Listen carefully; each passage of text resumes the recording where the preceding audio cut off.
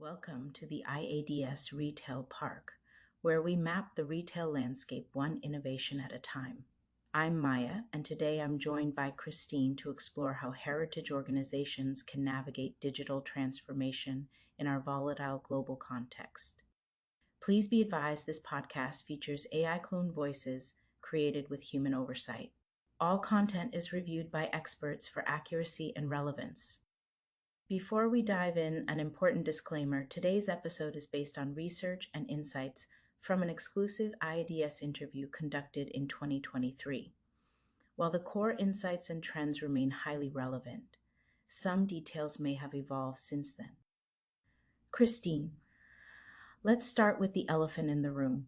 Everyone keeps talking about getting back to normal, but that ship has sailed, hasn't it? 100% Maya. The idea of normal doesn't exist anymore. We're living in what experts call a systemic world, where a crisis in one region ripples globally within days.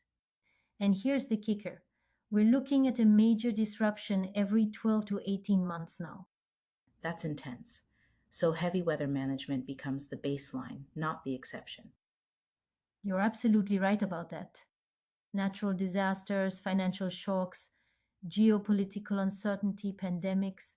Retailers have to build operations that assume turbulence, not stability. And that changes everything about how we plan and execute. Which brings us to one of your key points: it's no longer about being big, it's about being fast. Christine, can you unpack that for us? Sure. Now, traditional thinking said scale wins, right? The bigger you are, the more you dominate. But now, speed trumps size. Fast companies will outmaneuver slow ones, regardless of market cap. That means rethinking every link in the value chain: finance, planning, supply chain, IT. Let's talk finance first. You've mentioned rolling budgets as a game changer. How does that work in practice? Traditional annual budgets assume the next year will somewhat resemble the last. That assumption is broken.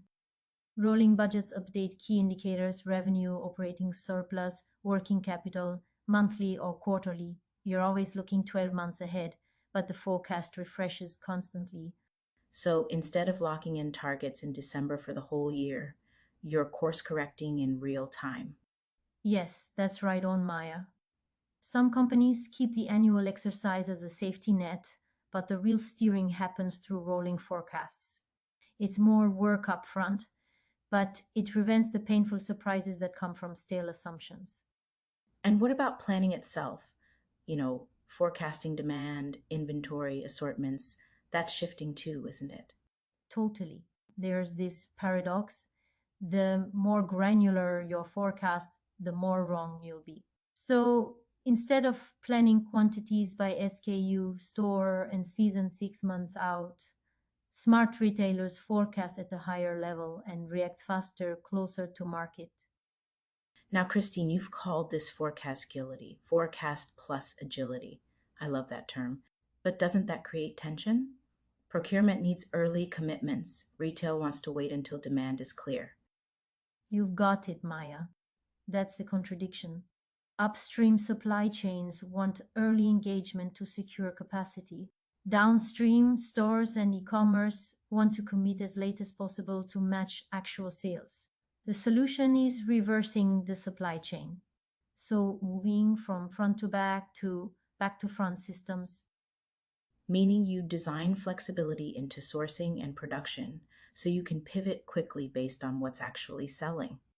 For sure. And that requires new tools: AI driven allocation, dynamic assortment planning, cross channel arbitration.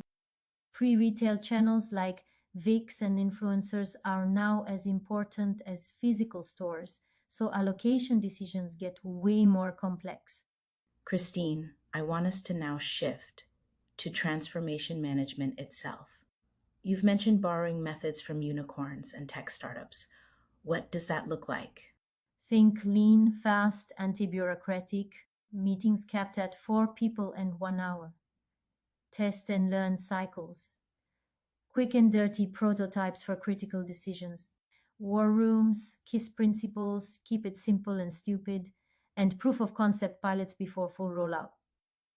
So instead of 6-month planning cycles and committee approvals, you move in sprints. Yes, that's correct. Speed matters more than perfection. In a world where the next crisis is around the corner, waiting for the perfect plan means you've already lost. Now, data. You've said raw data is the most important asset for the future. Can you tell us why that's so, Christine? Well, it's because regulations are exploding. In France, for example, retailers face fines up to 50,000 euros if they can provide traceability down to tier 4, literally the animal level for wool. Consumers and governments want to know, where did this come from? What's the carbon footprint? Is it recyclable? And that data used to live quietly in the back office. Now it has to be front and center. Yes, and that's a huge shift. The information needed for compliance and consumer transparency comes from supply chain systems, PLM, TMS, ERP, but none of those systems alone can aggregate everything. Material origins, batch IDs, carbon calculations, recycled content percentages. So you need a new layer, something like a product information management system or a data hub. Precisely. And here's the risk: if that aggregator is a third party SaaS platform, your most critical data lives outside your company. Companies like Elementum are positioning themselves as the upstream orchestrators. They could become the Uber of B2B retail, owning no factories but controlling the information that runs the business. That's a sobering thought. Which brings us to IT leadership. The CIO role has never been more important, has it? For sure, Maya, there's no doubt about that. The CIO has to sit at the board table, translate technical complexity for the CEO and other stakeholders, and champion agile methods. But here's what's often missing: speed as a KPI. Most CIOs are measured on cost and risk. Speed barely registers. And yet, speed is everything in transformation. Right. Take ERP implementation. SAP, for example. It's an 18-month project minimum.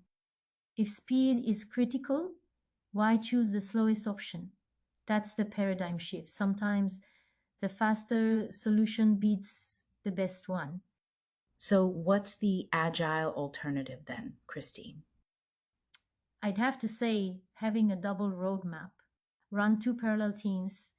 One delivers quick solutions in the short term, not quick wins, but quick solid steps. The other team works on the medium and long-term architecture.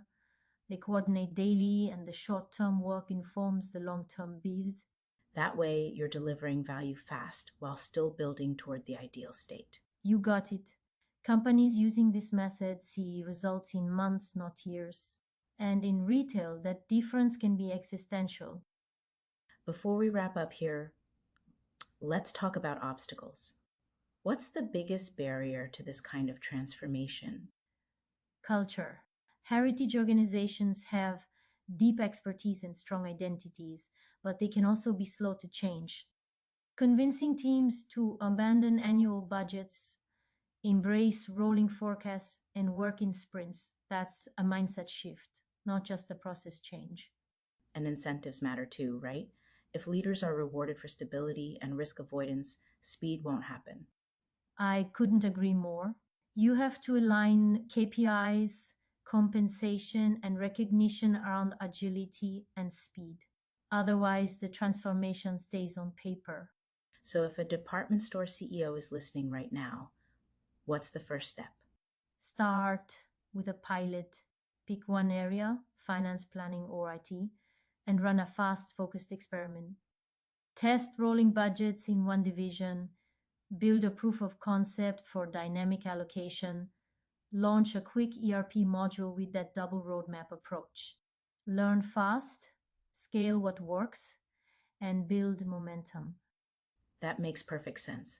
Your examples clarified complex ideas beautifully, Christine. Thank you for sharing your expertise with us. Thanks to all our listeners for joining us for this episode. You can read Christine's full exclusive for more details. The link is available in the episode notes. Connect with us on LinkedIn, find us on Substack, or visit iads.org for fresh resources. Thanks for tuning in to the IADS Retail Park, where retail giants evolve or go extinct.